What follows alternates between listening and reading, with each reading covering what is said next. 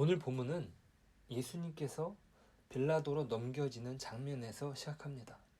새벽에 모이는 공회는 다름 아닌 밤중에 이루어졌던 예수님의 신문에 대한 결의가 이루어진 것이죠.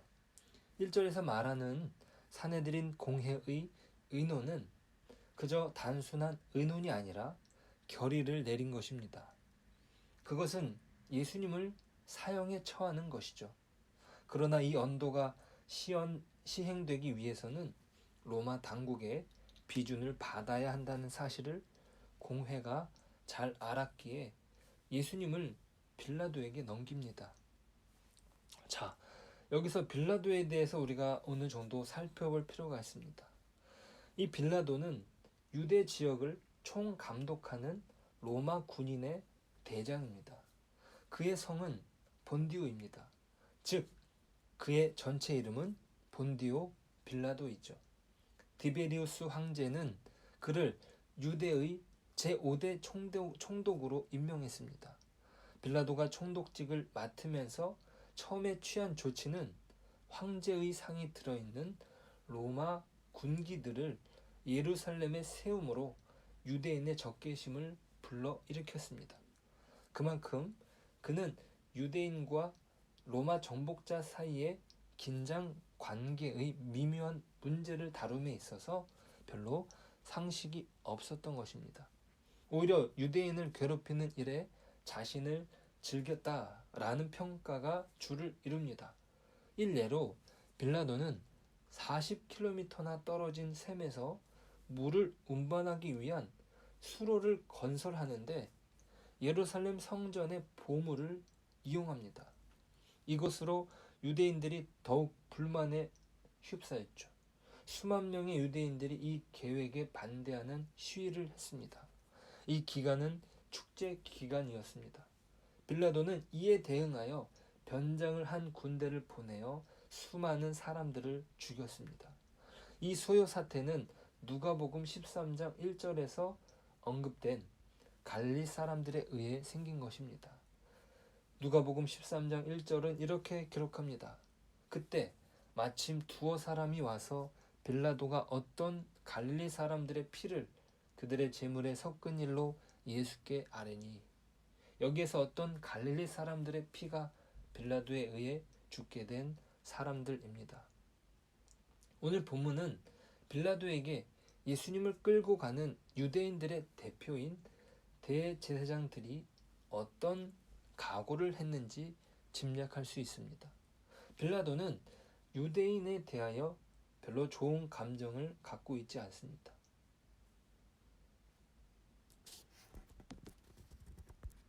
그는 그들을 기쁘게 하거나 예수님에 대한 그들의 요구를 만족시키는 것을 싫어했던 것이죠. 그것을 알고 있는 대제사장들은 예수를 반드시 죽이겠다는 전략을 짜고 들어간 것이죠. 빌라도 법정에서의 기싸움은 단순히 예수님이 사형에 해당하는 죄를 밝히기 위한 법정 다툼이 아니라는 것을 염두에 둘 필요가 있습니다.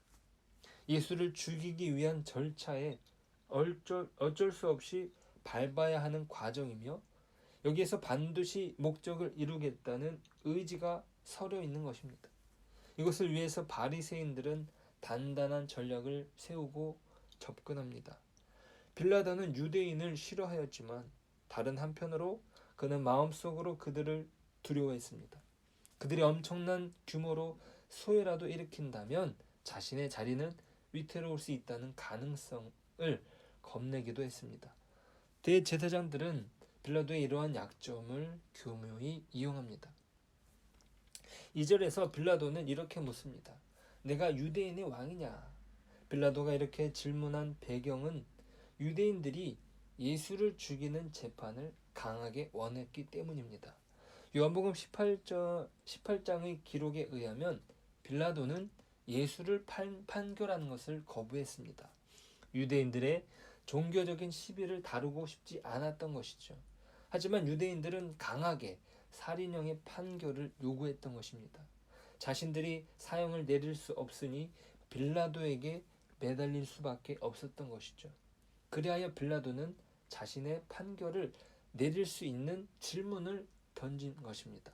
만약 예수님이 유대인의 왕이라면 그들을 격동하여 로마의 반기를 들 수 있는 정치범일 가능성이 있기 때문이죠. 빌라도의 질문에 예수님께서는 내 말이 옳도다라고 대답하십니다. 요한복음에서는요, 이 예수님의 대답을 보시면 그 뜻을 분명히 알 수 있습니다. 요한복음 18장 36절은 이렇게 기록합니다. 예수께서 대답하시되 내 나라는 이 세상에 속한 것이 아니니라. 만일 내 나라가 이 세상에 속한 것이었더라면 내 종들이 싸워 나로 유대인들에게 넘겨지지 않게 하였으리라. 이제 내 나라는 여기에 속한 것이 아니니라. 예수님께서 말씀하시는 것은 어떤 점에서는 왕이고 또 어떤 점에서는 왕이 아님을 설명하십니다. 이 세상에 속한 것이 아니라 하나님과 우리 사이에 멀어진 죄의 문제를 해결하시기 위해 메시아로 오셨다는 것을 말씀하신 것이죠. 그것이 바로 영원한 진리의 내용이었지 정치적인 사안이 아니었던 것입니다. 그래서 빌라도는 예수에게서 아무런 죄도 찾을 수 없다라는 결론을 내립니다. 오늘 본문에 동일한 내용을 다루는 요한복음에서도 이러한 내용을 3번이나 반복합니다. 그중 한 구절을 읽어보겠습니다. 요한복음 19장 4절. 빌라도가 다시 밖에 나가 말하되 보라, 이 사람을 데리고 너희에게 나오나니 이는 내가 그에게서 아무 죄도 찾지 못함을 너희로 알게 하려 함이로라 하더라. 내가 그에게서 아무 죄도 찾지 못한 것을 너희로 알게 하려 한다고 빌라도는 못을 받고 있습니다. 하지만 여기에서 대제사장의 무리들은 지지 않습니다. 빌라도의 판결을 뒤집을 방법을 가지고 있었던 것이죠. 그것은 악한 대중을 이용하는 것입니다. 유월절로 곳곳에 흩어져 있던 유대인들이 모이는 시기가 대제사장들에겐 밀란이 두려워 예수님을 잡기에 좋지 않은 시간이라는 판단이 있었습니다. 하지만 이러한 판단은 역으로 빌라도에게도 마찬가지라는 사실이죠. 빌라도를 궁지에 몰아넣을 방법도 대중에게 있다는 사실을 대제사장들은 알고 있었던 것입니다. 한편 빌라도가 예수님에게서 죄를 찾을 수 없다는 것은 유대인의 왕으로서의 면모를 예수님에게서 찾을 수 없기 때문이라는 거죠. 전혀 반란을 일으킬 만한 인물이 못 된다는 확신이 빌라도에게 있었던 것입니다. 그렇다고 그들이 원하는 대로 예수님을 죽이는 판결을 내리고 싶지도 않았던 것이죠. 실제로 예수님께서 반역을 꾀하는 일을 벌이지 않았다는 사실과 유대인들이 원하는 대로 판결을 내리고 싶지 않다는 마음이 빌라도에게 작용했던 것입니다. 그래서 그들에게 예수가 죄가 없다는 사실을 알게 하려고 빌라도는 노력했습니다. 빌라도는 대제사장을 설득하는 것을 포기하고 대중에게 나아갔습니다. 빌라도의 질문이 반복되는 것은 빌라도가 계속적으로 대중을 설득하기 위한 조치였습니다. 그가 대중에게 질문하는 것은 이렇습니다. 내가 유대인의 왕을 너에게 놓아주기를 원하느냐? 그들에게 명절의 전례대로 한 사람을 놓아주는 전례에 따라서 질문을 한 것입니다. 예수님과 비교되는 인물은 밀란을 일으키고 살인을 저지른 바라바입니다. 빌라도에게는 당연히 예수님을 군중들이 선택할 것이라는 계산이 있었습니다. 하지만 그것은 무산됩니다. 왜냐하면 대제사장들이 무리를 충동하여 도리어 바라바를 놓아달라고 외치게 만들었던 것이죠. 빌라도의 질문은 그렇습니다. 내가 보기엔 그리스도는 유대인의 왕이 아닌 것 같다. 그런 비아냥입니다. 왕인 것 같지도 않은 사람을 반역죄를 반역죄로 죽인다는 것이 과연 옳은가라고 묻는 것이죠. 하지만 군중들은 살벌하게 예수를 죽이라고 요구합니다. 예수를 죽이지 않으면 소동을 일으킬 것 같은 기세로 달려드는 것이죠. 그리고 빌라도의 약점을 건드립니다.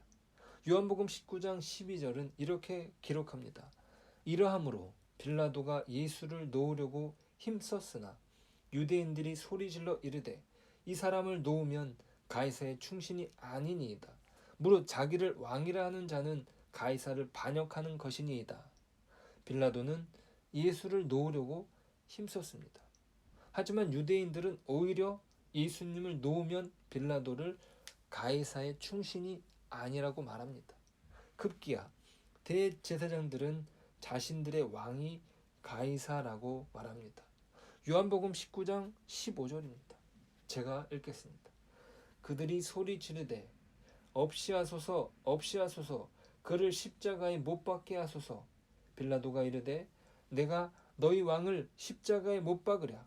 대제사장들이 대답하되 가이사 외에는 우리에게 왕이 없나이다 하니 그들은 예수를 죽이기 위하여 자신들의 왕이 가이사라고 말합니다. 그들의 죄의 문제를 위해 오신 예수님을 스스로 거부하는 것입니다.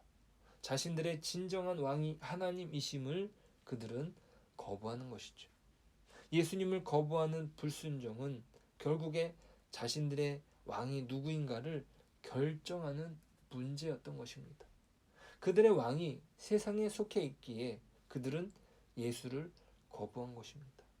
하나님 나라의 일을 말하면서 그들은 결국 이 세상에서 어떻게 하면 잘 지낼 수 있을지를 연구했던 것입니다. 예수님이 사람들에게 인기를 얻었던 것이 그들에게 시기심을 불러일으켰던 것이죠. 예수님을 자신의 편으로 끌어들이려는 시도도 실패하고 오히려 예수님에게 좋지 않은 소리를 들으니 더욱 질투심이 발동한 것입니다. 빌라도도 그것을 간파하고 그들의 본심이 시기심이었다는 것을 알았습니다. 10절이 그렇게 기록합니다. 이는 그가 대제사장들이 시기로 예수를 넘겨준 줄 알미러라. 예수님께서 말씀하시는 구원의 문제가 단순히 이 세상에서 자리와 권력의 싸움이었다면 오히려 예수님께서는 순순히 잡히지 않으셨을 것입니다. 자신의 세력을 규합하여 끝까지 싸우셨을 것이죠. 하지만 예수님께서는 그렇게 하지 않으십니다. 묵묵히 어떠한 말씀으로도 대답하지 않으시고 그 길을 걸어가십니다.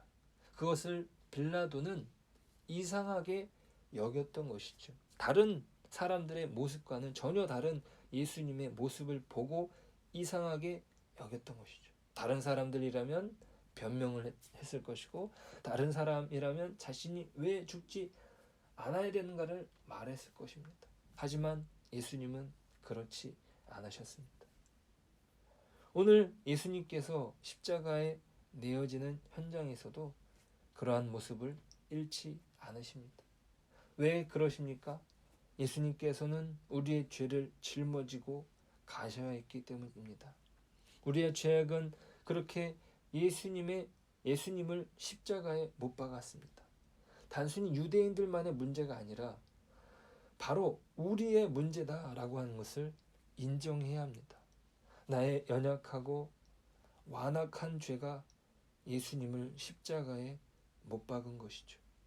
누구도 막지 못하는 십자가의 현장은 사람들의 죄가 넘쳐난 것입니다. 예수님께서는 그 죄의 문제를 안고 오늘도 십자가를 지셨습니다. 오늘 하루도 이 예수님의 십자가의 은혜를 기억하며 살아가는 저와 여러분 되시길 소망합니다. 하나님 감사합니다. 오늘 말씀을 보았습니다. 사람들의 죄가 관영하여서 자신들을 사랑으로 대하신 예수님을 십자가에 못 박아라, 십자가에 못 박아라, 십자가에 못 박아라 외치는 군중들이 바로 우리의 모습이라는 사실을 고백합니다. 그들은 하나님을 왕으로 모시고 있었던 것이 아니라 이 세상을 왕으로 모시고 있었던 것입니다. 하나님 우리에게는 그런 모습이 없는지 돌아봅니다. 하나님이 나의 왕이 아니라 돈이 나의 왕이 되고 사람이 나의 왕이 되고 나의 환경이 왕이 되는 그러한 우리의 모습을 고백합니다.